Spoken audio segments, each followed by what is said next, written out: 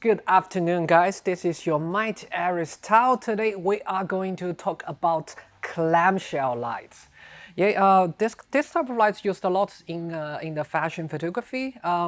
Basically, we are going to do a 3-light setup. On the top, I have this beautiful 80 cm softbox. Can be used as softbox, or it can be used as a beauty dish.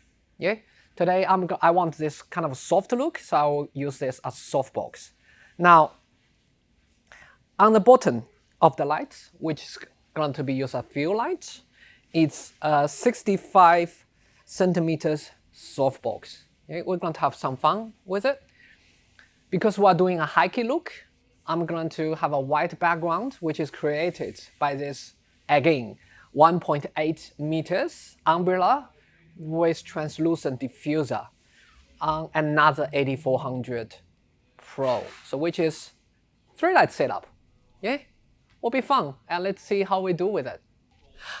All right, this is our beautiful model Lucy Blay. Hi, my name is Lucy Blay. I'm from Sydney, Australia. You can follow me on Instagram on @LucyBlay. So guys, let's get started, shall we? Let's start it with no lights so that we can make sure that we kill all the ambient lights. Yeah. Because it's so dark, my camera is already start struggling to get a focus. Yeah, you can see it's pitch black. It's pitch black. Now, let's turn on the top lights and top lights on, which is the lights on the top, which is this one. Let's see how the key lights goes. Yeah. Looks nice.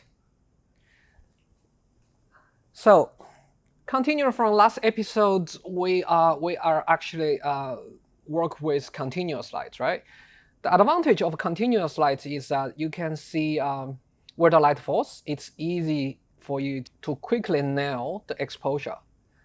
But the problem with continuous lights is I often have to use large aperture like f4, f3.5. That way, I wouldn't have the whole face in focus, especially when I'm doing close-up. What's so good with flash, in this case AD400, is my current power is at 1/16 plus 3 at ISO 100 f9, 1/200 seconds. You can see it's relevantly small aperture, and all her face and skin are all in details. This would leave so much room in post-production. And if I zoom in, you guys would see that there is a reflection in her eyes without flashing, so that's the second light. Yeah, as a fill light. As we didn't flash it, but it still acts like a reflector. If I remove it, you will see there will be some shadows on her face, right? Let's have a look.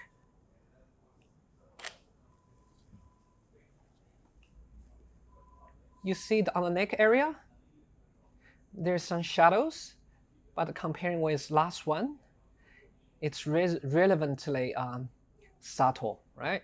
So the second lights will be act as a fill light. Yeah. Lots of people would use a reflector as a fill light, which is absolutely fine. I think would work.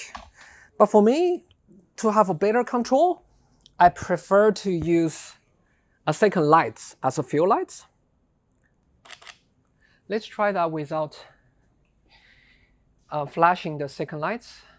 There's still fill lights, still hedge out. This is going to be very, very similar if you use a reflector, a white reflector as a fill light.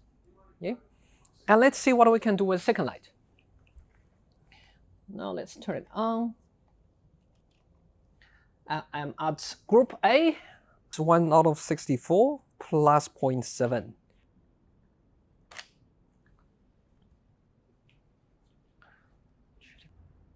All right, everything's in focus, nice and beautiful. Let's think about our third light. Okay, our third light. That is our beautiful umbrella, which I put on group C, which is going to be high key background to lead Lucy up. So her chest will be able to block the AD400, which is the hot spot in this image. Or let's give another look. Some people like it to bleed in a bit. I mean the light. So what you can do, if you want the white light to connect with Lucy, to bleed in a bit, Lucy, just make sure you don't move backwards, so the umbrella would stuck in the back. Let's see how we go.